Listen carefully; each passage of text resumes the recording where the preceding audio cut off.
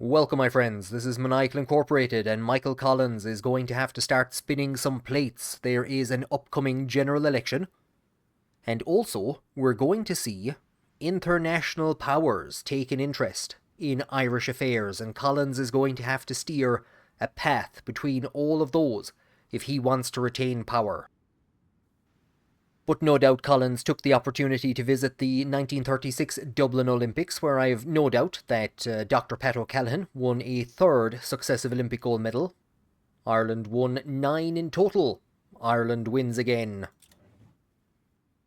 But it's not all smooth sailing for Ireland.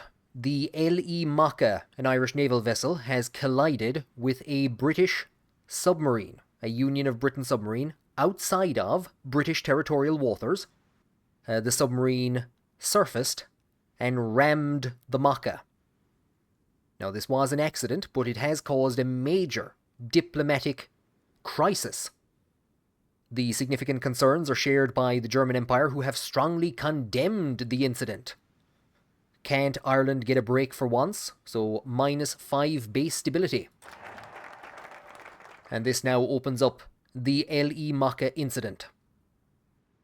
And with that, we now have access to our military tree, so we could develop a professional army or a people's army. And they both have distinctive trees and then a middle ground with extra benefits if you take the professional army. We could bolster Ireland's defences or engage in aeronautical training. I don't think I'm going to go down much of a military playthrough this run. I'm still getting to grips with the military. I think we're going to be staying at home. There's going to be a number of international civil wars breaking out soon that we could become involved in. But for now, I think we will stay at home. We have 2 other trees which have opened. Era on the world stage to be sang to the theme of Teenage Mutant Ninja Turtles. And there's a very interesting route over here which would allow us extra divisions to take part in the US Civil War, and also the ability to incorporate the Irish diaspora in the United States. They would return home and provide something like a 125% population boost monthly. And we have Gateway to the Atlantic. And this is where we can play stupid prizes and win stupid games. Wait, what? What we're going to do after maintaining agrarianism is we're going to open up the gateway to the Atlantic and attempt to unlock the industrial benefits that siding with Germany will give us. So we can just side with Germany. We can increase German influence to our heart's content, and they will give us a ton of civilian factories, a ton of building slots. They will give us steel and oil in Connacht. What could possibly go wrong? Well, this is what could go wrong. This is the Gateway to the Atlantic event, which has started as a result of the L.E. Macha incident. We have the influence of the rival powers, the German Empire and the Union of Britain, and when this event ends, should one of them have 15 or more influence points than the other, they will puppet Ireland. They will overthrow the Irish government and drag Ireland into their sphere of influence. So Collins wants to take advantage of this crisis to get industrial benefits from the German Empire. However, if he doesn't balance support between the Germans and the Union of Britain, it could lead to the collapse of his government. So we're going to need to play a bit of a balancing act here. And to put more pressure on Collins, we're told that as a result of the Macha incident, the L.E. Macha incident, while the Irish army has remained loyal to the civilian government up to now, this may change. So if we fail to keep a balanced neutral path in the Gateway to the Atlantic event, the Irish army will step in for the good of the Irish Republic. It might be good for the Irish Republic, but it won't be good for Collins. So Collins has committed himself to maintaining agrarianism, and that has locked off the pursue industrialization path. So we're going to continue down the agrarian route. The next one we'll be going for will be decentralize rural public services to give us political power gain. But for now, if Collins is focusing on agriculture, where is he going to get the industry? From the gateway to the Atlantic. This will open up the ability to plow most the German Empire and plow most the Union of Britain. And once this is done, we're going to go for Gift of the Gab to reduce the cost of plumosing the world powers. We're told that following Black Monday and the Elie incident, there were calls to cancel the Olympic Games in Dublin due to fears, economic fears in particular, but they have gone down fairly well. Our lads did us proud. We've gained some political power, and there has been a popularity increase for authoritarian democracy. So we have unlocked the Stargate to the Atlantic, and this gives us a couple of different options we can go down. If Eintas nó Siúnta are in power, they can tackle foreign meddling and shut it all down. We can get some British engineering improvements to our factory output. We can get some German military experience. And here's where we want to go down. Procure foreign know-how will give us a research bonus, and then heeding the hegemon will give us building slot, one building slot and one civilian factory in Leinster. Now, first of all, we're going to decrease the cost of actually plumosing the powers. And as if Collins doesn't have enough to be worrying about, those divils in Ulster are causing problems. Somebody operating under the pseudonym Ultach is writing about the discrimination that the nationalist community is suffering, and this is causing all sorts of problems. I initially found Collins's hardline support, and I still kind of find it a bit strange, but I found it very incongruent with Collins the character. And I do think he would be more inclined, Collins the real person I should say, I do think he'd be more inclined to go in with a big stick. However, J.M. Regan, in Myth and the Irish State, makes the argument that Southern nationalism, or a form of Southern nationalism, emerged in the aftermath of the Civil War in Fianna Fáil and Fine Gael, which was dependent on perpetuating the existence of Northern Ireland for its own existence. And so it's interesting to see here how Collins has become dependent on perpetuating the discrimination against the nationalist people, or allowing it to occur, to maintain the unionist support for his government. And I was listening to a podcast a few days ago from Electric Picnic in 2022. Some historians were debating what would have happened if Collins had survived the Civil War, or if he hadn't been killed. And one of the questions they asked was if he would have carried out the executions that started after his death. And most of them agreed that he would have. That when push came to shove, that Collins would have done anything to maintain power. So, yeah, it looks like, when you think about it, really, what's happening here isn't all that out of the ordinary. So Collins is backing the UDP in Ulster and the Nationalists. Discontent is increasing as a result of that, decreasing stability. Michael Collins has put together a good chunk of political power and has the opportunity to modify his government. He could add a new advisor. A lot of them are locked off because they require specific political parties, or because we need to go down specific trees and get certain things done first of all. But we could install the fan favourite from the comment section of the first video, Kevin O'Higgins. Ginger Wolf would be delighted to see Kevin O'Higgins installed as an advisor. Political power gain plus 5%, stability plus 5%. Compliance growth wouldn't be of much use to us. O'Higgins was shot dead in 1927. Bill Gannon was involved in that attack. And it got me thinking, if we could form a government of dead men ruling, men who had historically died prior to 1936. So Michael Collins, I think, would be the only potential candidate for president killed in the Civil War. So we'd have Kevin O'Higgins, and we'd have Harry Boland, who was also killed in the Civil War. We'd have to get rid of Richard Mulcahy. Liam Lynch as Chief of Staff, Erskine Childers in Navy. And while I was thinking about this and looking around, I found Emmett Dalton.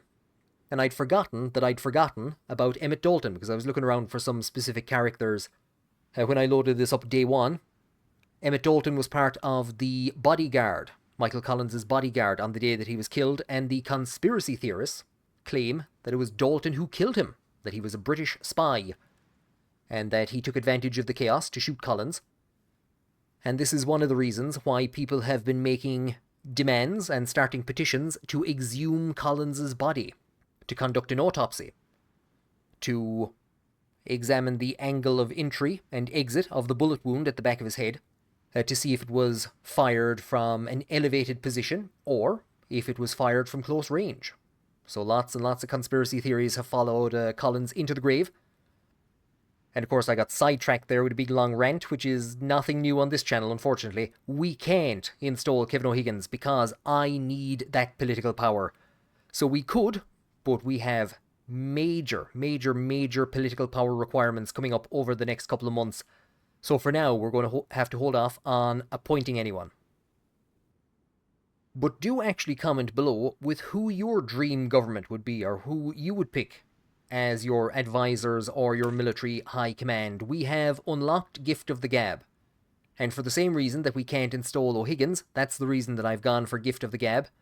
It halves the cost of plumosing the Germans and the British, and we have massive political power requirements coming up. So that's why we've done that, to make things a bit easier. Now, we need to get the German Empire and the Union of Britain up to 50 influence points.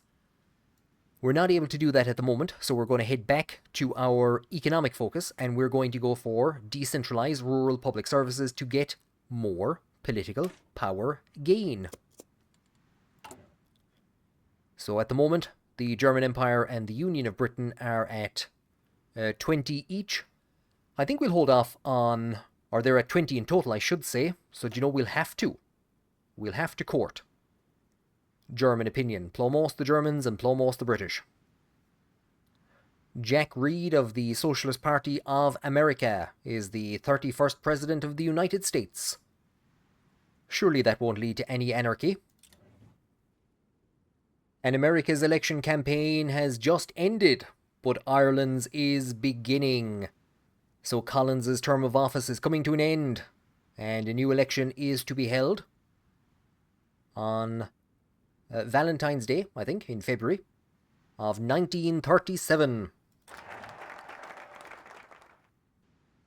So this now opens up the last of our focus trees, the 1937 election. So this one can only be got when the elections have been held and if Ireland has been dragged into the Internationale. And here we have the election itself, and depending on which party wins, they will have access to their specific tree. So here's one for the Labour Party, one for Sinn Fein, one for Saorstoid Christoul, and one for Aontas na Siúnta, if they have couped the elected government. And as Ireland has a political battle on its hands, Spain has a military battle, a civil war, a three-way civil war has broken out. IRL, Owen O'Duffy, who had been kicked out of the Blue Shirts and out of Fine Gael at this stage, formed the Green Shirts, a group of volunteers who went to fight on the side of Francisco Franco. And Irish socialists and communists also went and fought for the Conley Brigade. And we have the opportunity to send forces if we so wish. If we were to send somebody, we would gain the national spirit, the O'Neill Brigade, which would give our forces a +5 attack bonus and defense bonus against the two opposing sides. And most likely, if Collins was to become involved, here are the National Populace, here are the Syndicalists, and here are the Authoritarian Democrats, who Collins would most likely support. Like I said, we're not going down much of a military playthrough here, but we would send volunteers. But because of our military setup at the moment, we would only be able to send one division. So for now, Ireland will continue to fight its own battles. Speaking of, we're being told who's rowing in behind each side in the Irish election. If the Labour Party was to win, they could go into government with Clonataloon, the NDP, or the other Labour Party. When this party was founded, it was called Clonataloon. And there were updates and standardizations made to the Irish language in the 1940s. Caidín, Ifigiúil and all that was introduced. So this word is now Talamh. It has a different spelling. And I've heard stories of people leaving Ireland in the 20s and 30s, living in America, but speaking Irish and keeping up their Irish, returning home in the 70s and 80s on a visit and not being able to read any of the Irish. It had changed so much in that time period. So this is Clonataloon or Clonatalamh. The National Development Party could also go in with Saoirstoi Cristúil and Aontas Nó Siúnta are being divils. Now I did almost forget about this screen. We have a new event and decision as a result of the general election, the road to Dáil Éireann. So we're being told that the current likely winner is Sinn Fein, and if they win, they will go into a confidence and supply agreement. So the UDP are operating from the opposition benches, and you can see here there are some hefty costs. If we want to support the Sinn Féin campaign, disavow the policies of Saoirstoi Cristúil or Labour, or to counter Labour's campaigning, Labour will gain a large amount of influence, and to counter Saoirstoi Cristúil. So this is why we cannot install an advisor at the moment, and we're also up to 25 points each with the German Empire and the Union of Britain, so that should be enough for the next part of procuring German industrial advancement. Now here are a number of questions with which we can either increase our own influence or increase the influence of the opposition parties, and this could be used to change the government if you want to play with a different character. And there's going to be a few of these questions. This one is on the economy. Sinn Féin are seeking to appeal to businessmen and large farmers. Saoirstoi Cristúil is going down the route of protectionism, which was massively popular in the 1930s. And the Labour Party is denouncing the other party's suggestions of upcoming cutbacks. So international trade is vital for the Irish nation. Sinn Féin will gain influence, and the German Empire and the Union of Britain will gain influence. The problem is, if we pick the same option 3 times, we will lose 25 political power. So we'll see that now later on. You can kind of balance between the different options, or you can try and just go gung-ho on securing Sinn Féin's election. For now, that is what we will do. And we have decentralised the rural public services. So that will allow us to procure foreign know-how. 2x 50% research bonus for electronics and industry. Not the best, but it will open up heeding the hegemon. So 1 building slot and 1 civilian factory. And you will see that the German Empire will gain 10 influence points. And to begin opening that up, we first of all need to get a 15-point lead for Germany. So we will begin to court and plumose the German Empire. Now, not everyone is supportive of Collins's pro-German business model, and the upper echelons of Sinn Féin have approached him at a meeting and told him that he should possibly begin to consider his position as leader of the party. They are giving him an opportunity, how kind, to step aside and allow Richard Mulcahy to become the new leader of Sinn Féin. So we could either have Collins stand down in favour of Mulcahy, or Collins will hold his ground and remain as party leader. So here is Sinn Féin's focus tree. If they win the 1937 general election, Sinn Féin Amháin will become available to them. And there is a Collins path and a Richard Mulcahy path. So if we had installed Mulcahy and won the election, we'd be able to go down this route. Collins can establish the Special Criminal Court, crack down on extremist propaganda, and have Ireland, or the party, unite behind the president. Mulcahy, on the other hand, will reinforce civilian and military ties, soften Irish language requirements, and encourage inter-party cooperation so that they could then form a government with the National Development Party. So Richard Mulcahy as president and Sean Lemass as prime minister, the most cursed alternate reality. But this is quite fitting for Mulcahy, because in 1948, Fianna Fáil were absolutely wiped out in the general election, absolutely destroyed.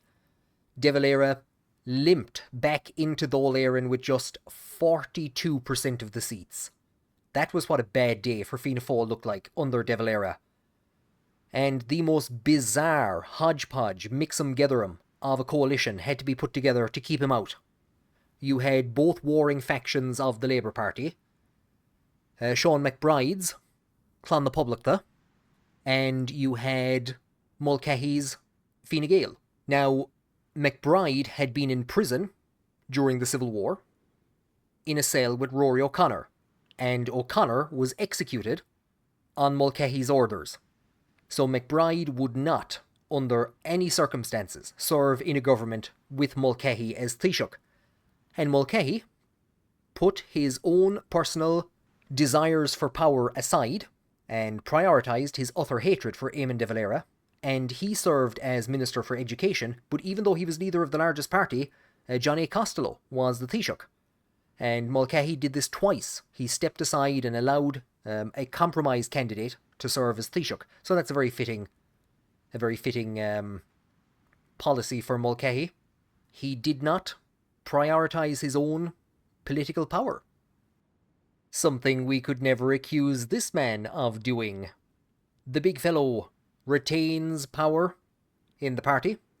Mulcahy and the other senior members have committed publicly to supporting him in the election. The big fellow is back.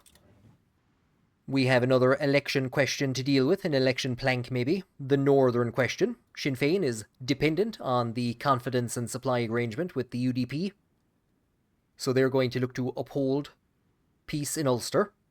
Saoirstoi Christúil want to abolish the Ulster privileges, and the Labour Party, reflecting a long-time position taken by the Irish Labour movement, has insisted that Catholics and Protestants have more in common with each other than their bosses. So, if we support Sinn Féin, that'll be 2 out of 3 times we've supported them, and the next time it will cost us 25 political power. So loyalist anger will decrease, and political power will go up. Saoirstoi Christúil will pretty much do the opposite. They will increase stability. What we're going to do is the Labour Party will gain influence, and we will gain 2% stability, and we will then commit to disavowing Labour Party policies. So they will lose influence. However, it's going to make the other 2 options more expensive going forward. So it is the 30th of December 1936. We have just procured foreign know-how, but we are unable to advance any further because we do not have a 15-point gap between the German Empire and the Union of Britain. It's currently at 10, and in 4 days it's going to decrease to 5, and then 2 days after increase to 10 again. So we're a bit caught. What I'm going to do, however, because I know what's coming next, we're going to hold on. We're not actually going to start a national focus just yet, because a day later we have been given the Mittel Europa question. And Sinn Féin they've remained steadfast on the party's decision to join Mittel Europa. Saoirstoi Christúil has questioned the necessity of Irish membership, and Labour is cautious. So if we go with Sinn Féin, the German Empire will gain 10 influence points. If we go with Saoirstoi Christúil, Germany will lose 5. And if we go with Labour, the German Empire will gain 5, and we would be able to start that national focus immediately. However, we would be very much pushing the Labour Party towards a victory in the election. So unfortunately, we're going to support ourselves. We're going to gain influence, and the German Empire will gain 10 influence points. And this now puts us in a position to heed the hegemon, get a civilian factory in Leinster and a building slot. And then the German Empire will gain another 10 influence points, which at that stage would put them at 30 points of a difference. So already we're going to have to start courting the Union of Britain. And I mean, come on, how could anyone go against Mittel Europa? This is, I think, at least the second, if not the third time that they have backed us. I think we've gotten a civilian factory out of them and some infrastructure. Now, the reason we want to bring up the Union of Britain's support is because the ultimate goal here, I think, is solving the deficit. If there is a combined total of 150 influence points, then we will get 10 steel and 10 oil in Connacht. I would like to get this, but I'm not too pushed. 75 influence in the German Empire will give us some light tank technology. This would be fantastic. The problem is that either Germany or the Union of Britain would have to have at least 150 influence points. Whichever one we choose would then get an additional 15 points, and we would then have to try and swing all that around fairly rapidly to the other side to prevent being puppeted. So I don't think we're going to make it down to this level. So if we get solving the deficit, we'll be very happy. Now here is the religion question, and this is one of the areas that I disagreed strongly with the first time that I saw it pop up. And with the depiction of De Valera and the depiction of Saorstoit Christoul, I still don't think that De Valera would have called his party Saorstoit Christoul. It's too on the nose. De Valera picked the name Fianna Fáil for his party IRL because it was largely untranslatable. There are numerous different translations, but it's largely meaningless. So I don't think he would have gone with a name as on the nose as Saorstoit Christoul. The continued use of Saorstoit in the game is interesting. In, I think, around 1914, Patrick Pearse asked an Irish language scholar what the Irish for republic was. And the scholar returned with the translation, or with the word public. So pobl, people, or the public, and the ucht ending that you see in connacht or onucht. So literally the thing of the people, much like res publica. And this was used in the 1916 Rising. But after the 1918 general election, in early 1919, when Dáil Éireann met on the 21st of January, there was an Irish language committee established. And they did not like the idea of just making up words. They said if a new word is to enter the language, it has to be a combination of two or more already existing words. You can't just make up new ones. And this is why an escalator in Irish is staire bio, living stairs. So they settled on, the committee included Sean O'Kelly and Piros Beasley, and they settled on Saorstoit, free and state. So that was the translation they had for republic. And during the Anglo-Irish negotiations with Lloyd George, he told them that you can continue to use Saorstoit. I'm not going to give you a republic, but in your little paddy potato language, you can continue to call it Saorstoit. So then Saorstoit becomes associated with the Free State, and the anti-treaty Republicans revert to using public. So that, because the Civil War hasn't happened, the anti-treatyites haven't reverted to using public, so everyone is still using Saorstoit. So that's really interesting. But what we know of De Valera, to go back to religion, God help you if you're new to this channel and aren't used to the history rants. What we know of De Valera is that his 1937 constitution, he didn't go far enough as far as the church was concerned. The Vatican refused to approve his constitution because it did not enshrine the Roman Catholic Church as the one true Christian faith. It instead gave the Roman Catholic Church a special position. But, much to the anger as well of the Roman Catholic Church, it enshrined protections for Protestants and for Jews, for minority religions in Ireland. And that's why when Israel went to honour people who had contributed to the Jewish people, they planted the Eamon de Valera forest. Here, however, de Valera is a hard-line Roman Catholic conservative. The sacred faith of our isle mustn't be sullied by secularism. And a policy more in keeping with de Valera's has instead been handed over to Michael Collins in Sinn Fein. But I was thinking about this. IRL, de Valera, was not committed to the Republic, to the concept of the Republic. He referred to the straitjacket of the Republic when he was trying to come up with a solution to the Anglo-Irish treaty negotiations. And external association, which he was happy with, is not a republic. However, when the debates broke out and when the Civil War broke out, de Valera, his stance hardened and he ended up rowing in behind the Republicans. So I'm wondering if something similar has happened here. If de Valera sees Collins's weakening on Christian values as an opportunity to gain support. So it's an interesting kind of alternative. And it's, I might have said this already, it's one of the things that I'm most interested in about this mod is its ability to generate questions and generate discussions on aspects of IRL, Irish history. Like I said, God help you if you're not here for the historical conversations and discussions. We've already promoted Labour. Saorstoi Christoul will gain influence. We will lose 25 political power if we support Sinn Fein. And if we take this option again, we will lose 50. Now, if we support them, we'll still have the ability to cancel just one of these. So do we want to support Sinn Fein? Or not Sinn Fein, but Saorstoi Christoul. We're going to support Saorstoi Christoul. It's a bit risky. We're going to counter their campaigning anyway, and soon we'll have the ability to counter Labour Party's campaigning. And at the moment, Sinn Fein is still in line to win. We have finished heeding the hegemon. Now, at the moment, it is a bit dangerous to take this option. That's going to give the German Empire 15 influence points. We could purchase small arms and support equipment from them. I don't think we need to go on that route. So we're going to take a break from here for a moment.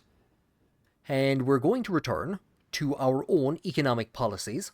And we're going to go down the route of electrification.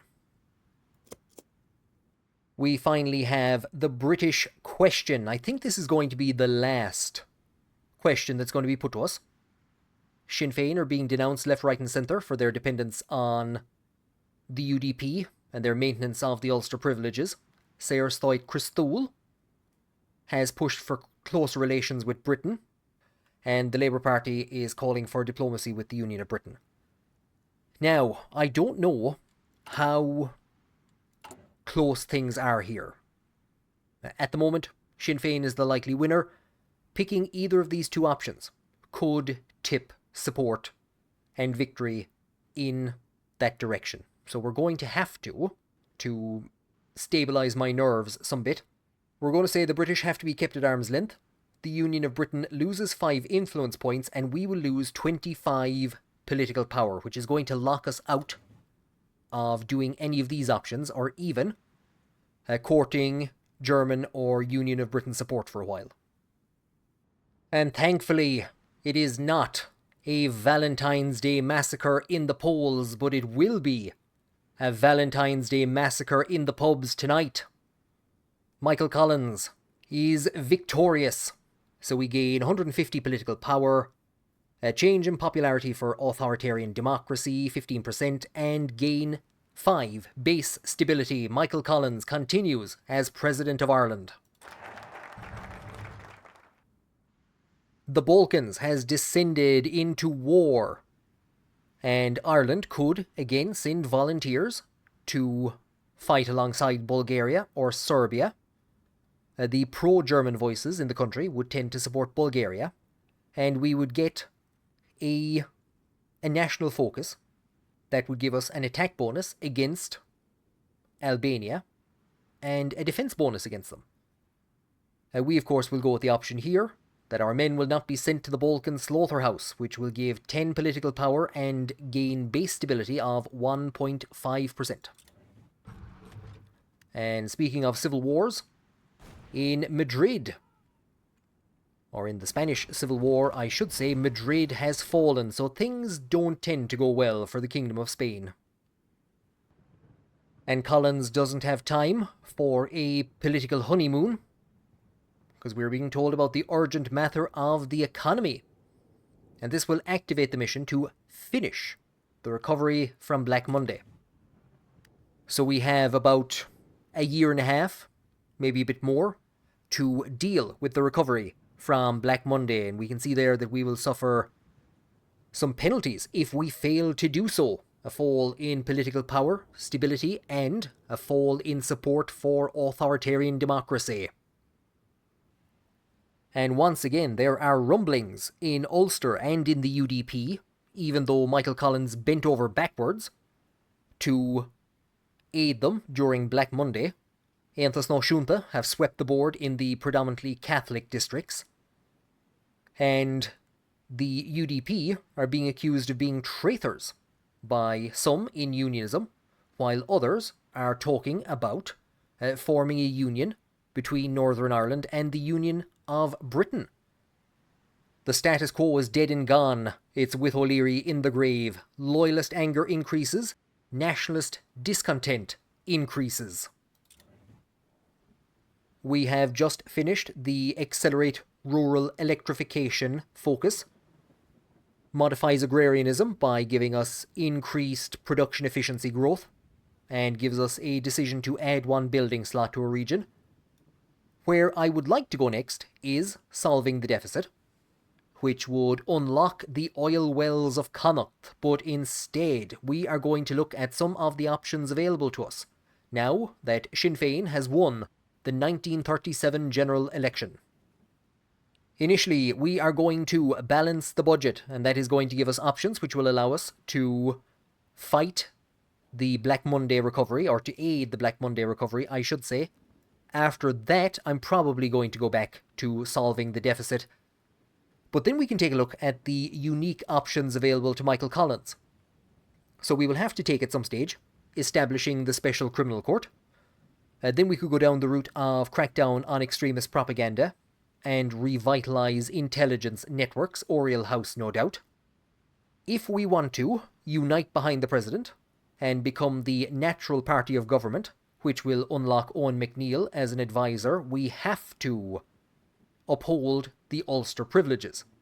Loyalist anger will decrease, nationalist discontent will increase. However, alongside that, we can also, if I am correct, come down this middle path and replace the Ulster privileges with religious pluralism. So that will decrease political power gain, but loyalist anger will decrease. So those are some options that are available. And of course, the other option that's available is that we can declare the Republic maintained and begin drafting a new constitution, or look to further Middle European economic integration. So we have a lot of options ahead of us. If anybody has any suggestions for what they would like to see, please do drop them in the comments section below. Thank you very much for joining me on this episode, and thank you for all of your assistance going house to house, speaking with the people, handing out election literature, putting up campaign posters, and securing the re-election of Michael Collins and Sinn Fein. But I hope that before you join me on the next episode, you will tighten your belts, because we are living way beyond our means.